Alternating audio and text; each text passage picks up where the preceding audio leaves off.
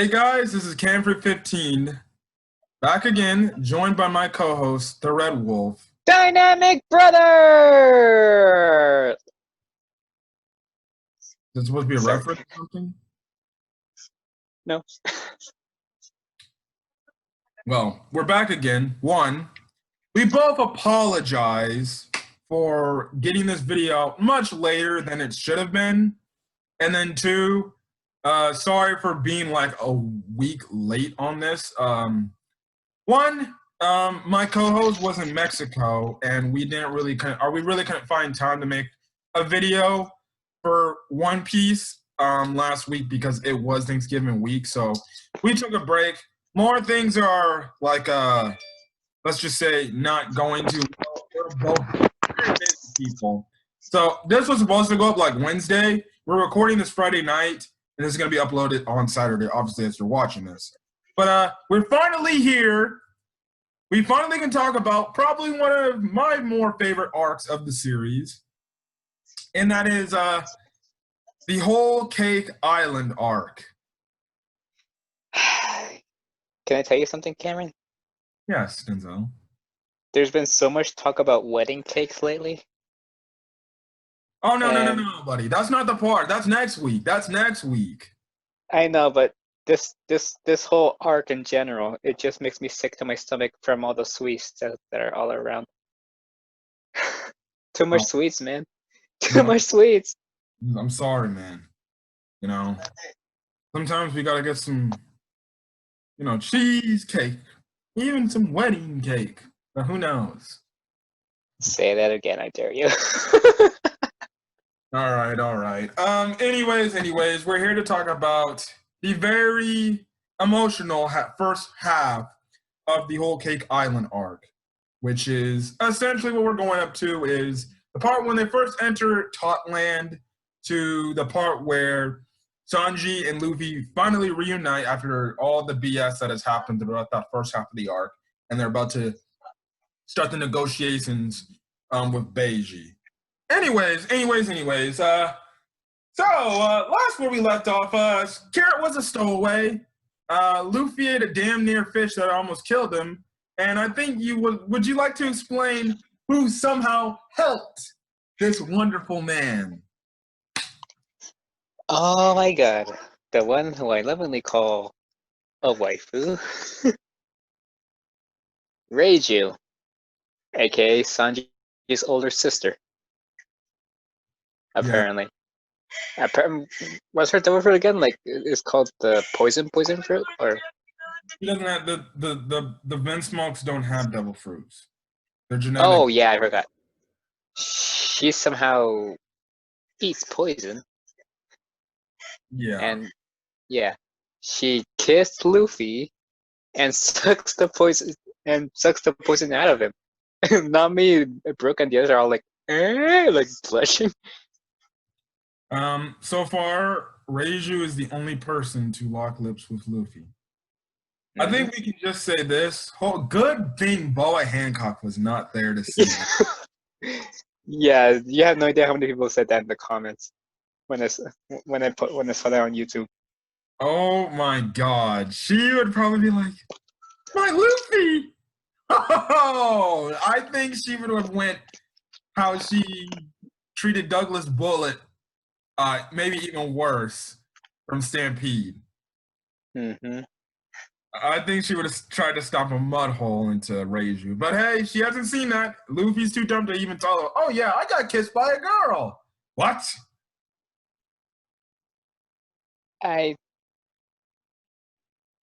You think he'll remember the kiss though? No. It's Luffy. Luffy. I was gonna say this in the animated version. After she like freaking kissed him, the way she had her freaking mouth, man, it was on some sort of hentai stuff. I'm sorry. Like she was like, I'm not gonna even do it. I'm not gonna do it. But yeah, I was like, whoa. But at the same time, like, that's hot. Yeah, how do you think I feel? Okay, calm down there. Calm down. Another thing too is they do before that even happens. Too, one, Luffy's an idiot because he thinks, oh, just because I managed to take Magellan's poisons and I'm used to poison toxins now doesn't mean you're always 100% clear to any other thing toxic related. You can still die. Although apparently he can eat food and Wano and not get sick of it because they've been poisoned too. In terms of the animals drinking the water. So okay. Anyways. Even before that, before Reiju shows up, they actually run into the other brother, the green one named Yonji, who you can definitely tell is Sanji's brother because he starts to get infatuated with Nami. But the only other thing is, when we'll get into them later, he's an absolute dick. Along with the other two brothers. Yes. Yeah, now, eventually, they say, Reiju does says, like, oh, yeah, I'm, what Denzel said, Sanji's sibling. And obviously, Luffy's like, well, we're going to go get Sanji. But then they're like, oh, no, you're not going to get him. He's being married, whether you like it or not, and you're going to have to deal with it. So, yeah. Now, what happens next after that is they get to this one island on Totland and they run into the bride-to-be, Charlotte Pudding. In other words, I believe she's the 46th daughter of Charlotte Linlin, and aka Big Mom. Now, how she magically is able to, which I question a hell of a lot, how the hell, personally, if you ask me, I've seen what she looks like in the past. I'd rather do it with that Big Mom than the current Big Mom. I don't know what people are possessed with doing it that way, but okay. To each his own. Yeah. Yeah.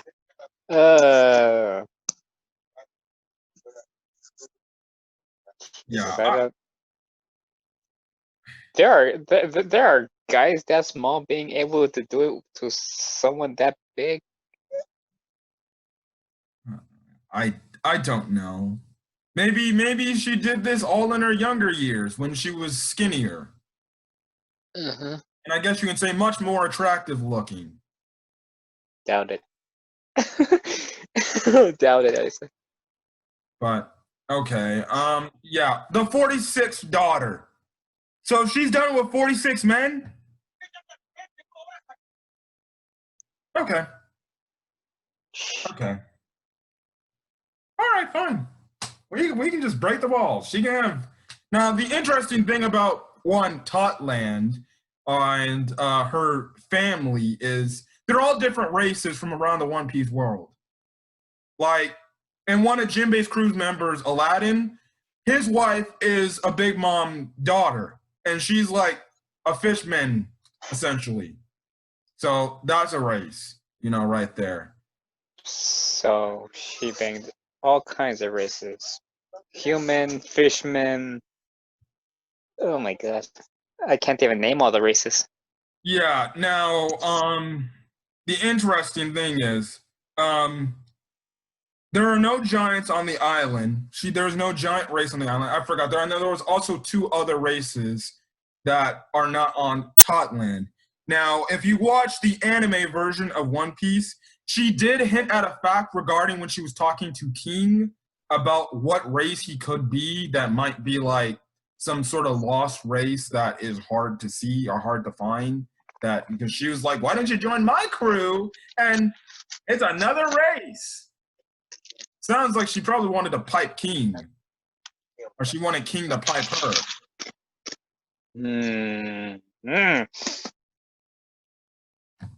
Please, no. Please, King, no. We all know King is like, yeah, no.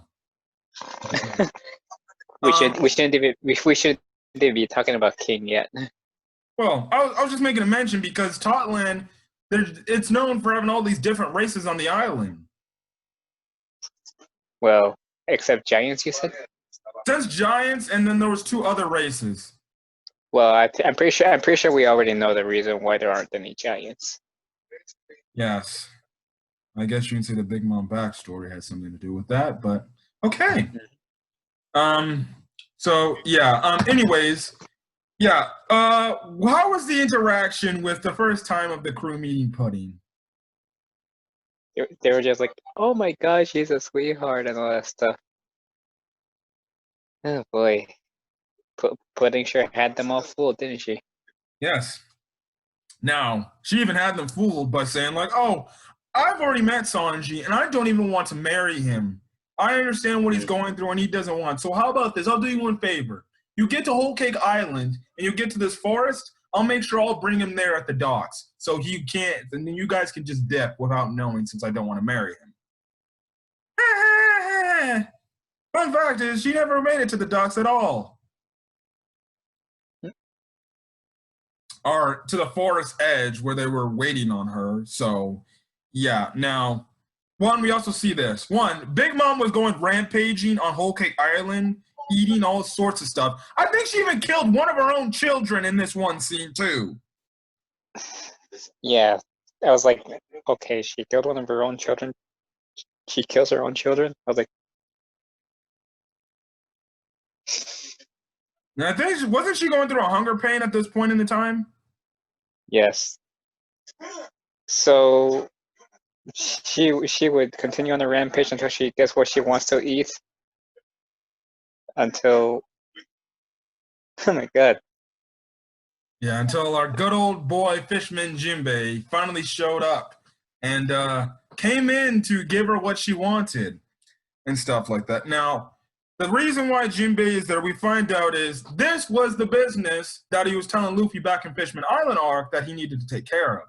We find out he is actually in the Big Mom Pirates crew. And what the thing is, he's there to go to Whole Cake Island, is he's there to tell Big Mom he's going to defect from her crew to join the Straw Hat Pirates. Which she definitely is not happy about when she finds out later on. And she has this whole thing called Game or Life.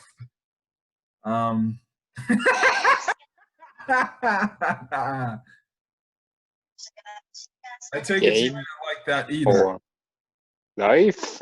Yes. I don't like it. Excuse me. See, this is why I cannot wait to hear the Whole Cake Island arc in the English dub. I just can't wait to hear the English dub. It's gonna be great. They're already on Dressrosa. I'm able to wait. I don't think I want to know how it sounds. Yeah, so what happens is this.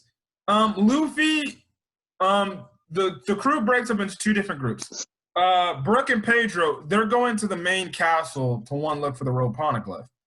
Then you got Luffy, Nami, Chopper, and Carrot essentially scouring the forest looking for Sanji, as what Pudding said. I'll have them there. Now, they run into a bunch of problems there. One, this felt like Alice in Wonderland here. Let's be honest, Whole Cake Island, I feel like takes a lot of inspirations from a lot of different fairy tales. Well, it did start out looking like a musical, if you remember. Oh yeah, Big Mom. Yeah, Mm-hmm. don't mind. I remember that. Yeah, they run into a few problems there. One, they run into one Chopper. What happens to Chopper and Carrot? They went into a mirror right there, right? Yeah. Thanks to our everyday good buddy, Charlotte Brule. I forgot what, I think she's the 12th daughter of the Linlin family. Very ugly looking. Very ugly looking. Yeah, very ugly, but I don't hate her. I think by the end of the arc, we kind of respect her because mostly because she has a good relationship with Katakuri. Mm-hmm. Well, we'll talk about that next week. But here, she was not the nicest of people, and she had that evil witch's laugh too. Now another fun fact is if you play One Piece Pirate Warriors 4, which that game was heavily advertised around the Whole Cake Island arc. Now the fun thing is in the cutscenes, you see Brule. Like she's in the cutscenes. You see her model there.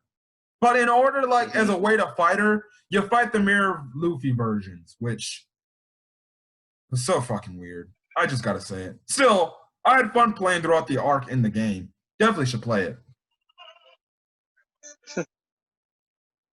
Which, fun fact, they do end up fighting, are coming across mirror versions of Luffy, and heck, they even see a mirror version of Sanji that tricks them, and stuff like that. Which then once that all, they get separated and or Chopper and Carrot are in the mirror world. One, they're running, and the entire time they're in the mirror world, they're running from their lives from Brule, who's trying to kill them, literally. In the meantime, Luffy and Nami, they're handling their own business, and that is dealing with one of the three sweet commanders, and Cracker. Which I will say this: Luffy versus Cracker is a very underrated fight in One Piece. I would say that. Yeah, but I feel like it dragged on a little too much. Well, yeah, they had to find out his weakness. He was literally just like clapping his hands and making freaking cookies. Mm-hmm. And they only defeated him only because Luffy ate so much to the point he used that to his advantage. Yes. Now, Charlotte Cracker's design is unique. I will say this: the one interesting thing about Whole Cake Island is it's not just like Big Mom and her family. Anybody you see here, they have very unique designs. What? Sorry, just telling Mom something. Pause the video real quick. Okay. All right, we're back from that little cut, but I was saying the one thing about the Whole Cake Island arc as a whole is they have very unique design and scenery with this stuff. Like, I like the designs of all these characters I see here. They have very unique designs. Like Cracker, for example. He has like a cracker popping like on the tips of his head, which is crazy that he's not burning himself like it's a candle. So that was funny. He's also a DLC character in Pirate Warriors 4 too. So if you like that game, you can download him. I think for like $9.99. He comes in another pack with who else? Smoothie. Judge and Smoothie. So just in case if you wanted to, although technically I haven't touched Pirate Warriors 4 in quite a while actually. But me longer. yes. Regardless, the fight was very. I love the fight. I like the fight how they also integrated Nami into the thing. Now the thing with Nami in this thing is she has this tree under her wing and the other homies too under her wing. Because what we find out is when she pulls up the Beaver card she got from Lola way back in Thriller Bark. Again, listen. This is why I say Oda might be right now the best author in manga right now. This guy can remember something all the way from Thriller Bark, which was probably years ago in terms of when he was writing this manga, at that point in time, brings that probably back years ago and somehow ties it in here. Because you find out, oh, that means, wait, Lola is the daughter of Big Mom? So, listen, that's why I say Oda is probably hands down the best author in manga at this point in time. You can put others up for debate, but listen, Oda could probably make something, bring something back from all the way back in East Blue and somehow tie it into the current storyline. Yeah. I wish Toyotaro did what was that good with Dragon Ball? Like, actually, like, be a little. Whoopsie.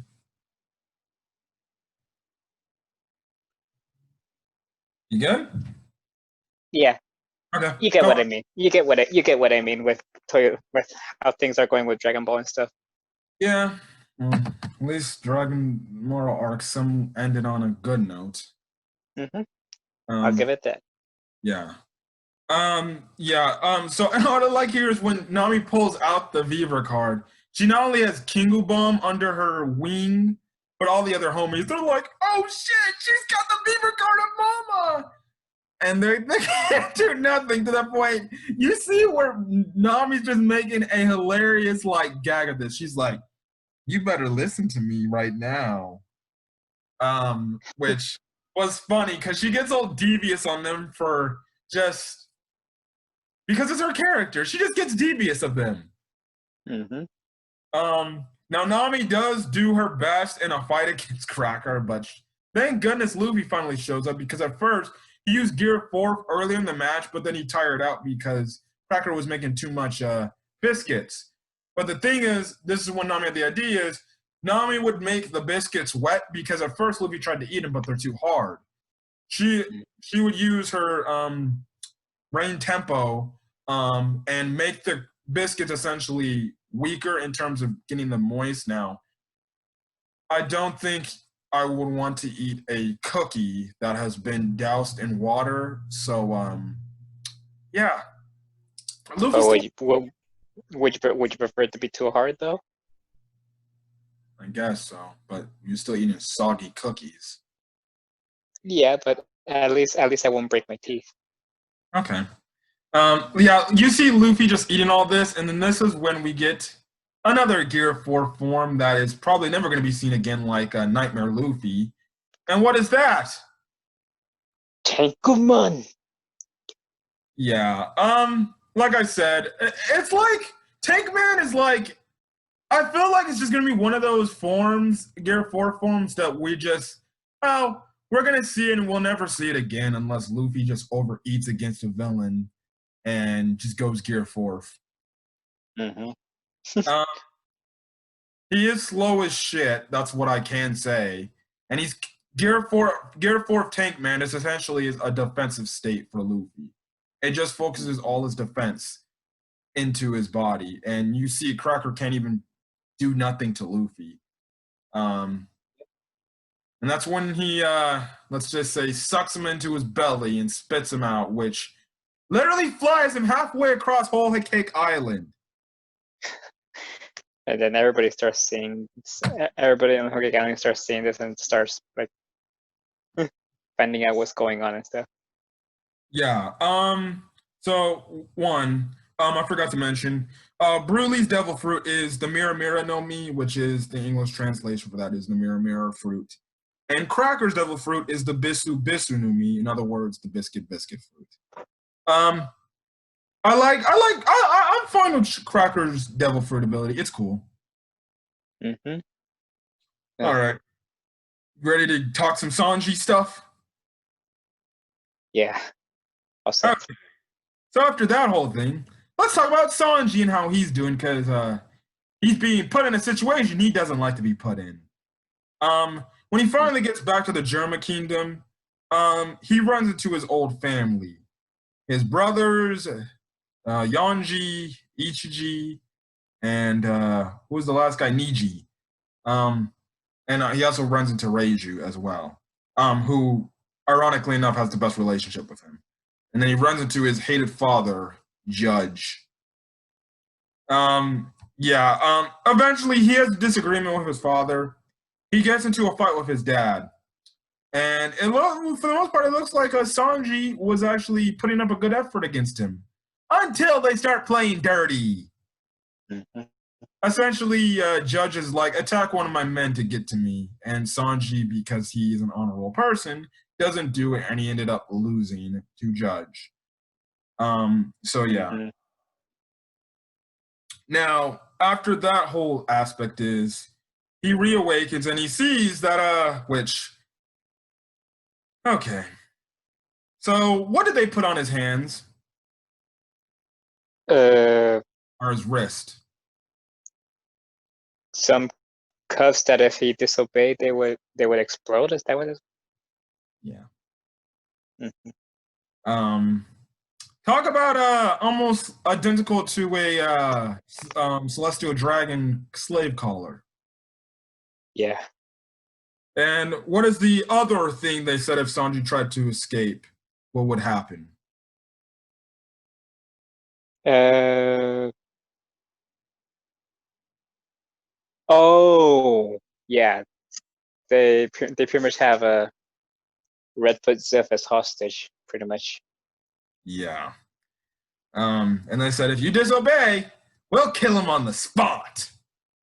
Mm-hmm. Um, now, this is the thing. Now, this was before the dinner scene where all the family members are having dinner. And then you have the two brothers be complete assholes to this nice girl chef who took the time of her day to make them this food, and they thought this food was utter crap. And we know Sanji is like, you're finishing your damn food from top to bottom. Thank goodness he's not my dad. Because me being a I picky think you needed eater, that. huh? I think you needed that like that. No, I don't. Not somebody that makes me eat food that I don't want to eat. You can forget about carne asadas then. Oh my god. Now Sanji did defend her honor, which was very sweet. Plus, this girl looks very cute too. But what happens to the girl after this? She gets beat up. I saw this for the first time. I was like, are you fucking kidding me? We're beating up girls now? Oh, hell no. Which goes to show you how despicable these brothers are. Mm-hmm. Just because Sanji stood up for some girl, they would beat her up. Mm-hmm. That's cold, man. Sanji does see this, and this when he confronts the brothers. He's like, "All right, that's fucking it. I'm done playing." Now he gets into a fight with them, and he's actually kicking all their butts. Let's be honest, he's kicking their butts. Like, you know, he's destroying them until they make the threat again. Oh, you keep fighting back. We'll just kill Zeph right here and there. And that's when you have Sanji essentially take a beating and stuff like that. And then that's when the brothers call him, see, this is why you'll always be a failure. Which cuts into his backstory. Did you want to talk about his backstory? Or what I'd like to call his extended backstory. So yeah, he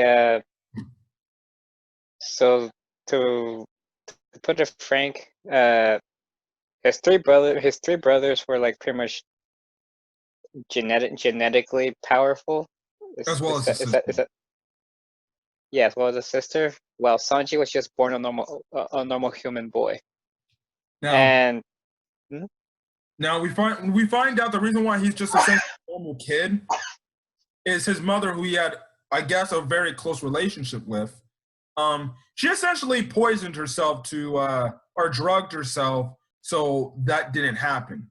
And because of it, she ended up dying, sadly. But I will always say one of the most best moments of the backstory was when he made her food and he had to get to her building in the rain.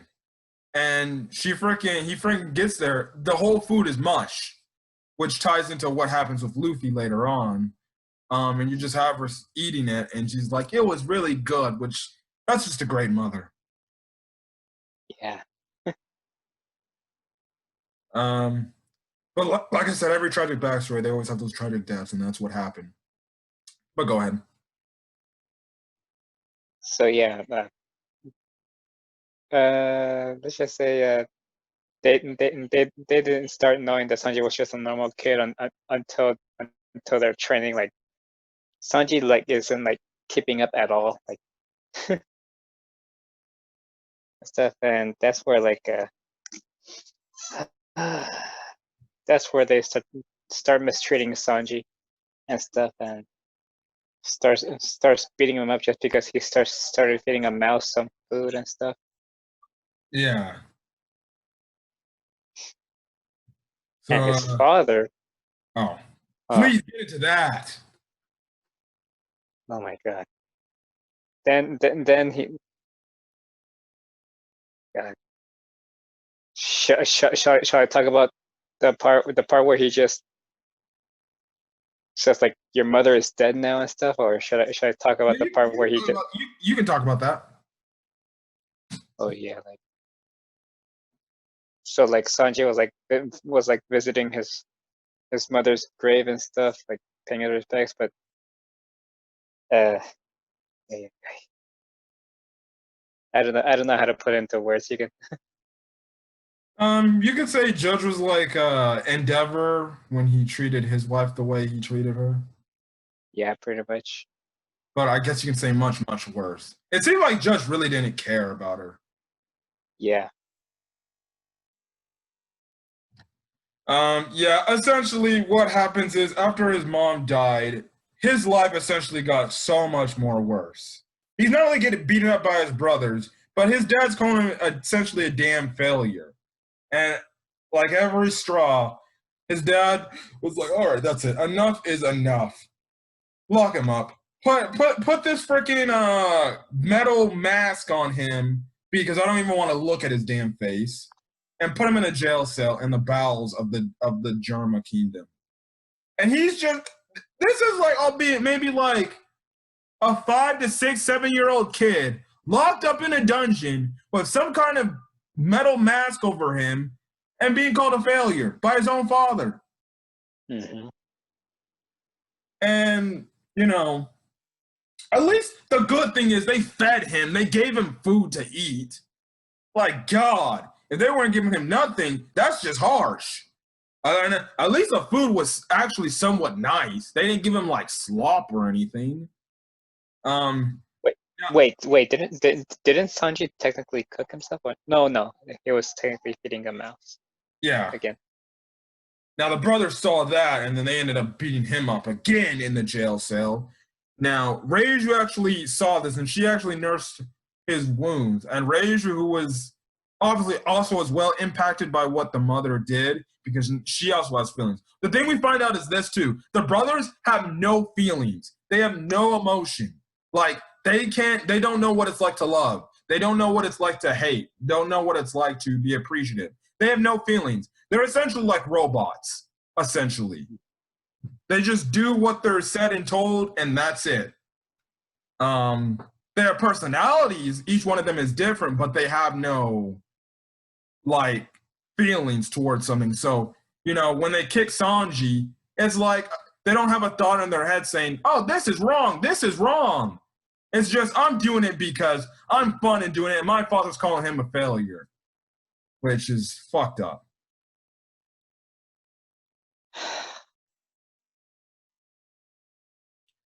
I will say this: Robin has my favorite backstory of how sad and emotional it is, but Sanji has his extended backstory just showed how fucked up it was. Yeah. So, anyways, as I was saying, Reiju was comforting him, nursing his injuries and stuff like that, and she was even saying like, "Bro, why are you here if you know they treat you like this?"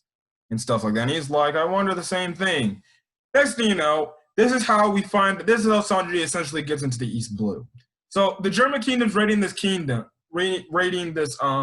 kingdom in the East Blue. Now, the way they get there is they use their snail ships to climb up the Red Line. So that's the only other way of transportation to cross the Red Line and get into Marigeoise, which I don't know if they got into there. They probably just passed it.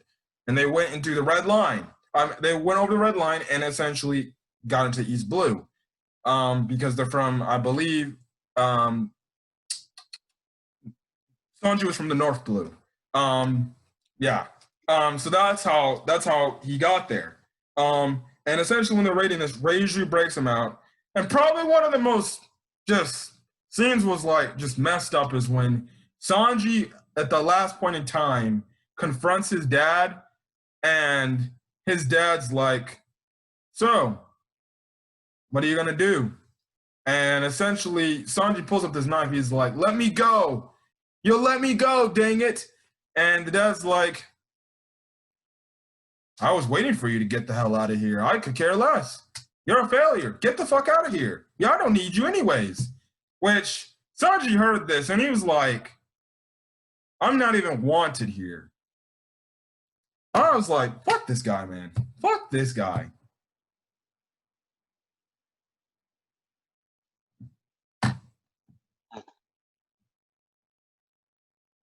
Oh, I, I legit almost cried. Trust me, I don't think anybody here wants to hear their own father say, leave me the F alone. Leave. Now, sad thing is, there are fathers out there in the real world like that want nothing to do with their kids. Yes, I know. Trust me, I know. Anyways, what happens is Reiju makes Sanji say, like, you need to run, you need to get out of here, you need to make your own life, you need to find friends that will be there for you and that will care about you and stuff like that, which he goes onto the ship before he ended up getting to Zeph and stuff like that. And that's kind of where his backstory ends and how he ended up in the East Blue full time and stuff like that. So a good way to do that, but it was definitely in a very emotional backstory. I thought the goodbye between him and Reiju was very emotional because Reiju actually did care for him and actually did love him for who he was. And the reason why she wasn't really like outgoing in public to her dad and the other brothers of how loving and caring she was to Sanji because she didn't want to get made fun of either. At the same time, it's like I understand where she's coming from, where she didn't want to get made fun of or get disowned by her father. But at the same time, it's like, that's your brother, though. Like, damn, whatever they think about what you would do for your brother. So, you know, I can side with Reiju of what she was trying to do, but at the same time, it's kind of still messed up on her part that she just wasn't like the first person to be like, yo, why are you guys doing this? He's one of us. I don't know if that was your thoughts, but Yeah, I get where you're going with this, but you also have to think about you think they would care if she said something? probably not. I think they would. I think they would just suddenly turn against her and start beating her up too, knowing them. Yeah. But that was an emotional goodbye. And you think things got even more emotional there? Oh, we hit probably one of the most emotional moments ever. And we see the first versus Straw Hats moment since Luffy versus Usopp. Mm-hmm. And that was what they always advertise on the poster. Heck, in any promotional material you see with Whole Cake Island, whether it's the anime, manga, or even whole Pirate Warriors 4, all they always do is they show Sanji on one side and then Luffy on the other side. And you just be like, oh shit. Man, this fight was definitely a heartbreaking fight. Yeah. Because you have Sanji essentially like lying to himself, calling his friend pirate scum, get the hell out of here. I'm not a part of your crew anymore. Now, Luffy doesn't know. He's essentially like, Sanji's essentially handcuffed. He has to do what they say. Otherwise, one, his hands are going to get blown off, and he likes to cook. And two, his own mentor, his fatherly figure, his real father, could essentially get assassinated. Mm-hmm. Luffy and Nami don't know that. Now, this is why Sanji's saying all this stuff and things like that. And this fight was crazy. Now, I've always said this. I think Luffy learned a lot from his thing with Usopp, and I think that's also the reason why he never fought back. He never punched him back. He just stood there and took punches or kicks and stuff like that. How did you feel when you were just watching this for the first time? Thank God. Honestly, I don't, would you say this fight is more emotional than Luffy versus Usopp? Ooh, that's a good question. Yeah, because Luffy versus Usopp was also pretty emotional. I don't know. That might have to be a debate. That might have to be a debate future video. I honestly don't know. I would say it's emotional, but I would say that thing's emotional. It's definitely up there in one of more emotional One Piece moments, emotional One Piece fights. But I think Usopp versus Luffy will have to get my top because you got to look at the circumstances there. Like they lost Robin, their ship is essentially done, and you had the before the fight, you had a whole ass argument between Luffy and Usopp, which broke their friendship. So and then I guess you can say that fight was just kind of the icing in the cake. So I think right now, not right now. I think for the time going forward, I will always give Luffy versus Usopp, the more emotional fight over Sanji versus Luffy. I'm not trying to say, guys, that Luffy versus Sanji wasn't emotional.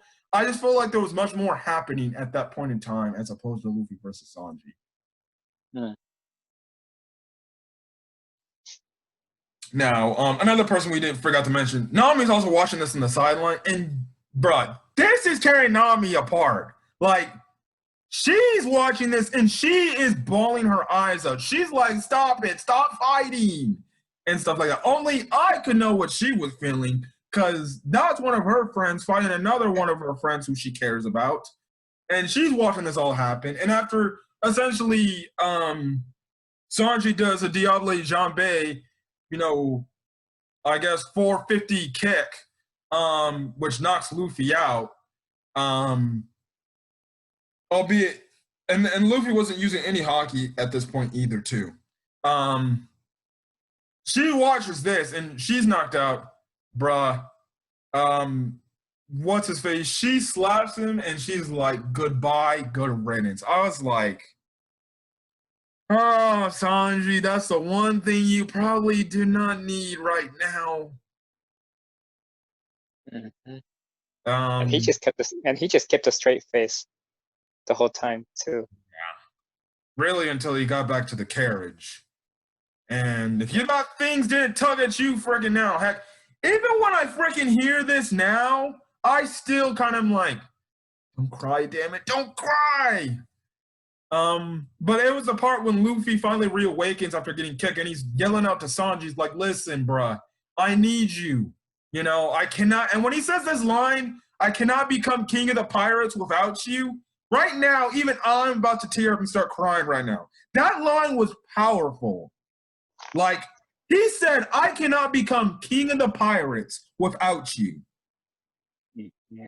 Dog, that was crazy. And he even said, "Listen, I don't care how long it takes. I'm staying here at this one spot till you finally come back." Which I was like, without eating. without eating until it's something from you. Yeah, I will be here starving to death. And I was like, what the hell? Now, that aspect has me much more emotional than the ending to the Luffy Usopp fight, even though the ending to that fight was still emotional. The ending was more emotional than, I would say, Luffy versus Usopp. Everybody's, own opinion and stuff like that. But still, I was like, every time I watch it, that's why I can't wait to hear it in the English dub, bro. When I hear Colleen Clinkenbeard, who voice acts Luffy, say that line, and you're gonna have Eric Bale just crying in tears. My God, I might actually cry when I hear that in the English dub. Yeah. So yeah, that whole happens. It gets rainy and stuff like that, and then you just have Luffy and Nami just fending for their lives against thousands of Big Mom pirate crew members. Also, some of her children are there too. And they put up a good fight for a majority of the time, but eventually, because Luffy's obviously fatigued because he hasn't eaten anything, he tires out. Eventually, they gang up on Nami because Nami's not as strong as the next person. They also kill King of Bomb. Like, somebody cuts him in half. I think that's Smoothie that cuts him in half. Yeah. They get demolished. They end up getting captured. They're put into prison under Big Mom's watch. And, that was crazy too. So, Yeah, that whole thing was very emotional. Now we cut over to Sanji confronting Pudding. I think this is the first time they've seen each other in person. One, Sanji's also wearing a mask, like a face covering, because he got beat up so bad by his brother. His face was all mumbo jumbo, like swollen as hell. And they put like a face protector on. In the mid talk with his talking Pudding, he takes the face protector off, and she's seeing all this stuff, and things like this. And his face is all swollen and everything. And essentially, is like, I'm going to get married with you, and you're my everything. Nice. Haha. That was a very nice speech. Until would you want to care to show Pudding's true colors? Does that scene show up right after that scene, or shouldn't we talk about something else first? No, you can talk strictly into the part when Pudding reveals her true nature. Yeah, but okay. So yeah, as Luffy and Nami are like pretty much caged up, Pudding walks in and talks to them. She pretty much whispers in their ear, spoiling everything that she has planned. She plans to kill Sanji, and and everything and stuff. And that's where her third eye is revealed.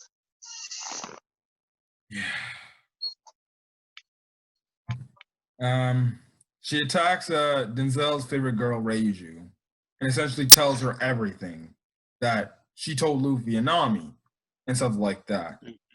On top of it, she's making fun of Sanji. She's like, "Oh, look! You should have seen him. He was like, you're my everything. Yeah, yeah." And she has her little sidekicks just laughing and everything. One, we find out her devil fruit power is the memo no mi. English translation: memo fruit. In other words, she can mess with people's memories by just literally digging her hand into your head, which what she does to raise you after this whole thing is she can cut out things of your past or your memory, and you won't remember that. You'll act like nothing happened. That's what she did with Reiju after she told Reiju the entire plan and everything which was going to happen. Essentially, the whole thing was a trap. Big Mom wants the Vinsmoke science, weaponry stuff for her crew. She set this up and she's going to trick the Vinsmoke family. They're going to kill Sanji and essentially kill the other Vinsmoke members and steal their tech for their own good. So essentially, it was all a trap. Now, Sanji, thing is, he made something for Pudding and he was going to go, give her, this food. But as she's explaining all this stuff to Reiju, he's hearing this all from the window. And after that, that was kind of what kind of broke him. Because he gave up on his friends. And now the one person he thought was going to be there for him in his time of need, and all this suffering that he's going through, he thought his soon-to-be wife actually did give a damn about him. Seems like she didn't.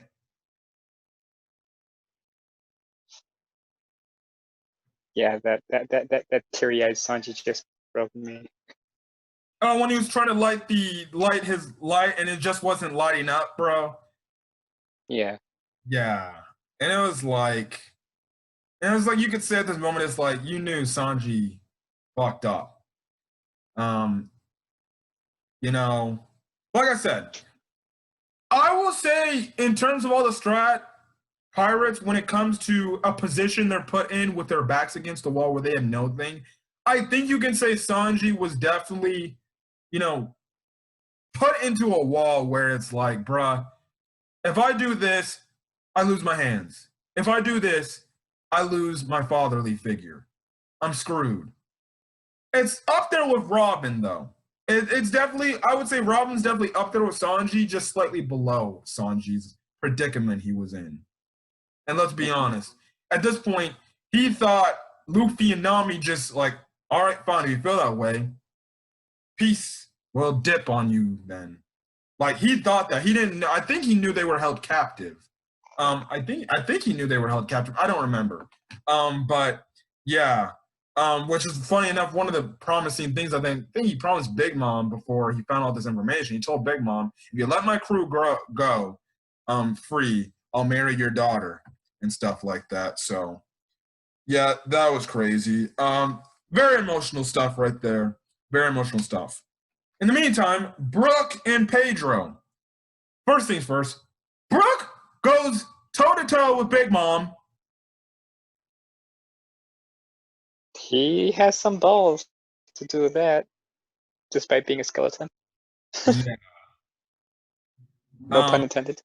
That fight was freaking crazy now. The only problem is he barely did any damage to her, if not any. Mm-hmm. But I will commend Brooke for the bravery he had. Mm-hmm. I legit thought he was going to cower in fear, but he just straight up fought her. Well, at that point, it was like, well, shit, if I die, I die. Mm-hmm. Now, Pedro, he ends up fighting the dude in a egg named Tamago. Which, funny enough, when he transforms to an actual, I guess you can say, chicken. Yes, he pretty much hatched and he hatches and evolves. Yeah. Now, we get some interesting backstory on Mr. Pedro. Now, we find out the reason one he came with Luffy's crew is he knows Whole Cake Island and everything about it. He came there 5 years ago. He got captured with his comrade at the time, Zeppo, who is Beppo's father. So, nice, interesting thing to know. Now, they get caught. And what happens is Big Mom is like, time to play my favorite game or life. So, essentially, they spin a wheel. And let's be honest. Can I just say this? Talk about lose-lose situation. Like, there's no positive to this game Big Mom plays. Like, when it says, okay, you spin the wheel and whatever number you get is how much I'm going to take the life out of you, or how many years of the life I'm going to take out of you. Which, I'm already looking at this. I'm like, so, this is a lose-lose situation. Yeah. And the reason why there's no way to escape, and there's no way to escape it at all. Like, yeah, because I think can't she like just take your soul and just kill you instantly? Yeah. Which her devil fruit is. I forgot to put the Japanese translation, but I know her English devil fruit translation is the soul fruit. That's how she can take away lifespans and stuff like that, and that's also how she can create inanimate objects to be, well, living. Mm-hmm. So what happens is this: they spin on a wheel. They spin the wheel. Now they get like a crazy, I forgot the exact number, but they get a crazy like lifespan taken away.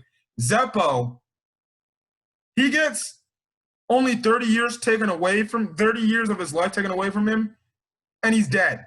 And that was not even the full amount of years that was supposed to be taken out of his body, which is freaking crazy. Mm-hmm. So Beppo, I guess you can say, never got to see his daddy again. Now, Pedro, though how he escaped this is this. He essentially gave up his right eye to Big Mom, and Big Mom was like, I respect you for that. Okay, I'll take off 50 years of your life.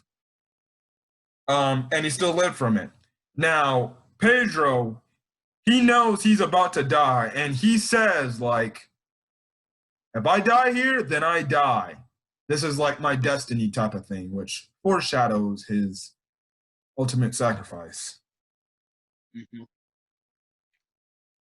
Now, what happens is Jinbei, now one thing. Before Jinbei even comes to save Luffy and Nami, the Luffy actually does get to talk to Big Mom, and Luffy does reiterate the point like, Big Mom, I'm going to kick your ass, and I'm going to have the last laugh. And Big Mom's like, I like to see you try. Oh boy, she loves to see him try. Now, maybe in Wano, maybe Luffy will get his last laugh. Maybe. Because, Did that ever show in the Pirate Warriors 4 at all? it's in Pirate Warriors 4, the own original, in the Wano storyline, original storyline, the way they did it, how they defeated Big Mom, is, and they didn't kill her. All the Straw Hats teamed up together to defeat Big Mom. Okay. So, yeah. Like I said, I don't know in the Battle of Onigashima, because we already have. I think we can already say even now, no. I think we have a feeling that Big Mom and Kaido are going to more than likely team up. I think I don't know if they're going to kill Kaido or Big Mom on the Battle of Onigashima. Again, do not post spoilers regarding whatever's going on in the manga. Maybe they just kick him out of Wano. I don't know. Who knows? We're not there yet. We're not there yet in terms of our pacing of the anime. All we know in terms of our pacing of the anime, we got Kaido versus Big Mom. Mm-hmm. Yeah, anyways, Jinbei actually shows up, saves Luffy and Nami. And first things first, Jinbei's got a plan. Now, that whole thing. Now, Luffy, he runs back to the place that he was supposed to meet Sanji at. He also runs into Reiju saying everything and stuff like that. So he runs back because he finds out that Sanji knows everything. And that's when you have old man Luffy, or Luffy, like literally with no vitality left in his body, reoccurs and reunites with Sanji again. And you get this emotional scene where, just like he did with his mother, he kind of gives Luffy this mumbo-jumboed mess of slop here that I would not eat in my life, even if I was desperate to eat food. Luffy eats it and he's magically better. Also, too, he drank milk and he grew his tooth back. Yeah. Along with Brooke as well. Well, I think we saw that earlier with Brooke in Thriller Bark. Mm-hmm. So, yeah. Like I said. Now, if I wish I could have the One Piece terms of milk drinking, in terms of, you can just reheal your bones if you drink milk. I drink milk every day. I don't remember who it was who told me they hated milk. I've had milk since kindergarten. I thought I remember. I thought I remembered it being you, but no, it was someone else. I don't hate milk. I don't drink it now like I used to. I haven't drank milk since I was a kid, like kindergarten. That's how long ago I've last drinking milk.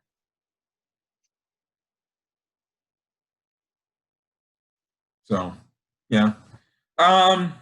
Anyways, they get a nice reunion there. Luffy actually ends up punching Sanji because Luffy's like, tell me what you really, really, really want. And no, he doesn't really, really, really, really want Nami. He wants to join the crew again and also save his family. Even though, as he says, my family, I could give no damn about them. I hate them, but I just can't let them die, which is nice of Sanji to say that, because he could have been like, I'm Audi 5000, I'm done. And also, too, Reiju actually told him earlier, oh, yeah, your cuffs, I switched them out. They're fakes now. So if you want to run away, you can run away now without your hands being blown up. And like I said, that was a nice thing of Sanji to be like, I hate my family, but I'm still going to try to save them. And where we're going to stop here is the negotiations with Beiji to take down Big Mom. And that's really it. So, Your thoughts on that scene when Luffy and Sanji reunited before we get out of here? Oh yes. Finally, the tension between them is finally mending. So it isn't me, but did they really have to do the whole thing when Sanji looks up to Luffy, and next thing you know, the heavens are just shining on him like he's God himself? He's essentially a god. Trust me, it looks even more crazy if you if you watch the scene in Pirate Warriors 4. When they have the freaking light shining on freaking Luffy, it literally makes him look like he's Jesus. I'm like, what? I'm like, come on. I know Luffy's inspirational, but he's Jesus now? Yes, he got his friend back. The heavens are shining all over him again. He is God Almighty. Monkey D. Luffy. I saw that. I was just laughing. I was like, this is bullshit. This is bullshit. Broly. Sorry. Anyways, I think that's all we got to say. What were your thoughts on the first half of Whole Cake Island? Oh man, like I said, still sticks to my stomach. But I love the story. Yeah. I think we can both agree. Anyways, we're gonna have to get out of here. Like I said, we're making this video Friday night, and right now, Dragon Quest Adventure of Dai has already came out on Verve. So we're gonna have to watch that, and we'll be back on here again. Damn it. Oh, man, so much videos in one day, am I right? Yes, I know. Anyways, guys, if you guys like the video, leave a like. Put in the comment section your thoughts on the first half of on the first half of the Whole Cake Island arc. As well as hit that subscribe button if you want to get more One Piece content. Again, next week we'll do Whole Cake Island Part 2, which regards to the plan, the wedding, Luffy versus Katakuri, which hands down is the best fight in One Piece history right now. Which everybody loves. And then obviously the resolution to it. Yeah, so we're gonna get out of here. Hopefully you guys have a great rest of your day. Hopefully you guys are staying safe out there. Until next time, guys. This is Camfrey15. And the Red Wolf. And we're signing out. Hopefully, guys, stay safe out there. So till then, guys, we'll see you guys on the next video. Till then, guys, peace. Peace.